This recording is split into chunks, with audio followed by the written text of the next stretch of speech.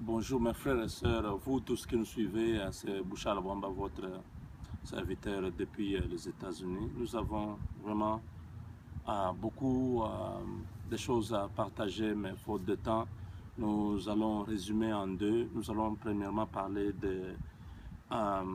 du report des élections de gouverneurs et deuxièmement, nous allons aussi essayer d'analyser les différentes inaugurations que Joseph Kabila et son gouvernement sont en train de faire maintenant. D'emblée, nous disons que vraiment, merci beaucoup au gouvernement congolais parce que quelque chose est en train de se faire dans le sens positif. Ils ont compris que c'était pas possible. Ils ont suivi les réactions à travers le monde. Nous-mêmes, nous avons aussi martelé sur le point que ce n'était pas nécessaire de faire les élections. Après 4 mois, on refait encore les mêmes élections pour les gouverneurs.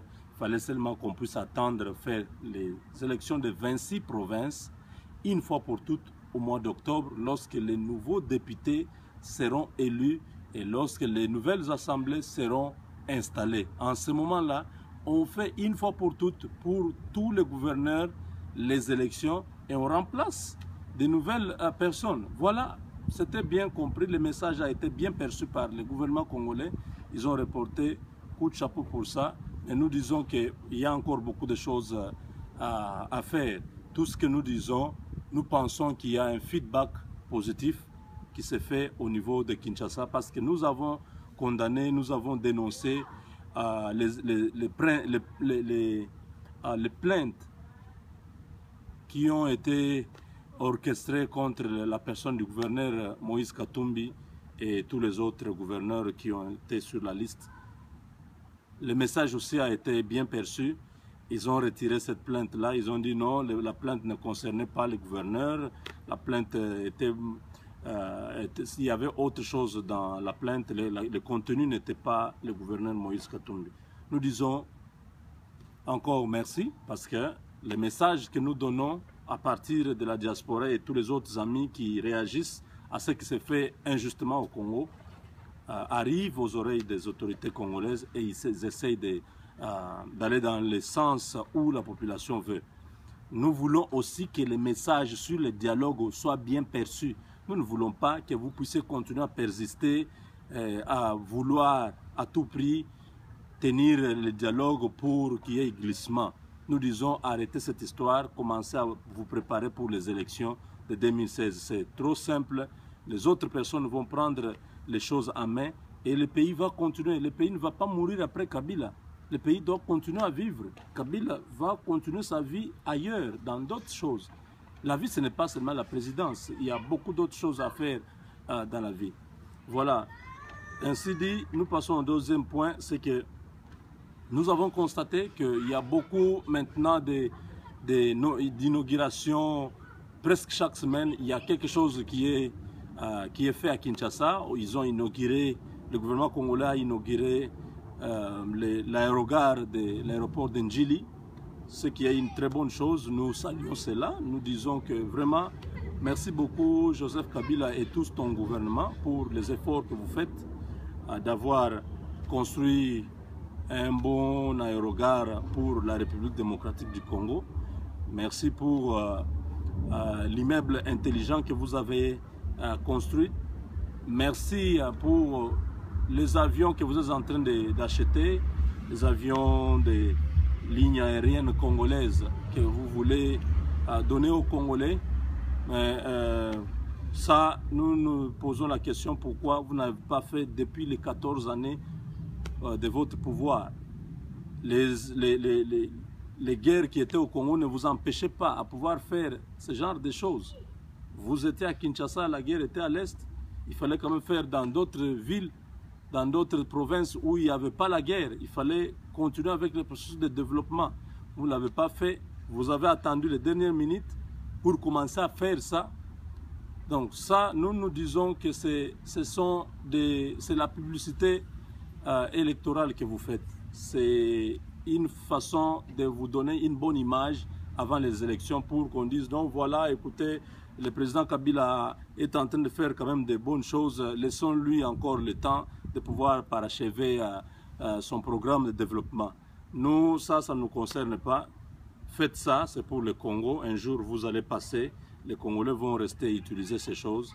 Mais nous disons, ça n'a rien à voir avec les élections parce que nous n'allons pas vous donner un troisième mandat.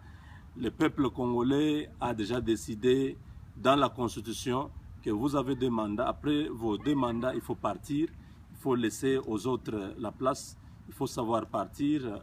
Ça, c'est la célèbre phrase de M. Moïse Katumbi Chapwe. Il a toujours répété, il faut savoir partir.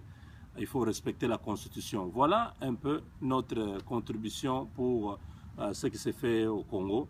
Nous disons que bien que l'immeuble soit construit en plein centre-ville, on pouvait bien délocaliser ça vers Ndjili là-bas, vers Maluku, où ça pouvait permettre aux gens, au lieu chaque fois d'avoir le trafic, les bouchons, les embouteillages vers la ville, il fallait que les gens commencent à aller vers Maluku, vers Ndjili.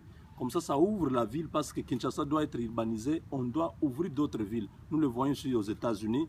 Il y a des villes qui se créent un peu d'une manière lointaine. Ça permet aux gens d'aller dans d'autres directions. Comme ça, la ville respire un peu. Les mettre toujours en ville, là, ce n'est pas toujours une bonne idée. Prochainement, si vous avez d'autres immeubles, d'autres histoires, il faut les faire en dehors de la ville. Et nous disons aussi qu'on ne peut pas mettre tous les ministères ensemble. C'est une imprudence parce que quelque chose peut arriver. On ne peut pas bloquer toute une république parce que tout le monde est dans un même immeuble. Souvenez-vous du 11 septembre ici aux États-Unis. Il suffisait une bombe sur l'immeuble, tout le monde était dedans. Et vous voyez, il faut toujours diversifier, il faut mettre ce genre de building à différents endroits. Mais aussi, nous préférons que ce soit en dehors de la ville de Kinshasa pour permettre les désenclavements de la population. Voilà, nous voulons aussi dire un mot sur les avions. Donc, merci parce que vous avez acheté des avions et les locomotives que vous achetez pour relancer le transport au Congo.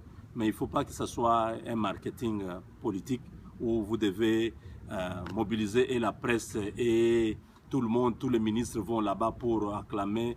Nous ne voulons pas rentrer à l'époque de Mobutu où on devait danser, célébrer les histoires. Nous disons, il y a un ministre des Transports, il peut aller à l'aéroport réceptionner les avions avec le gouverneur de la ville. Ça n'a rien à voir avec tout le gouvernement. Vous humiliez le pays comme ça parce que ça ne se fait pas dans tous les pays. Vous ne pouvez pas voir François Hollande avec tout son gouvernement pour aller voir comment on a terminé, on a acheté un avion. Non, ce sont des choses ridicules. Il faut essayer de revoir ça prochainement. S'il y a quelque chose, même l'inauguration d'un immeuble, il y a le ministre des, je sais pas, des infrastructures qui peut aller là-bas à l'inauguration, couper les rubans symboliques, jeter un peu du vin et puis célébrer ça. Voilà, nous disons qu'il y a beaucoup de choses à faire, mais il faut le faire dans les bons sens pour permettre à ce que les pays puissent avoir une bonne image. Ce que vous faites là, vous mobilisez la presse, vous faites beaucoup de tapage pour un avion, ça nous humilie un peu, bien que c'est bon pour les transports des Congolais. Et aussi, il faut savoir comment ça va se faire, qui va gérer ça.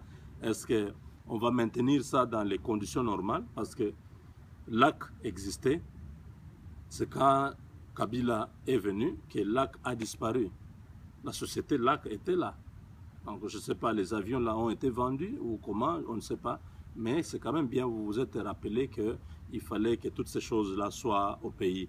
Nous disons seulement que tout ce que vous ferez, tout ce que vous puissiez avoir comme bonne idée, faites-le, mais ne pensez pas au troisième mandat.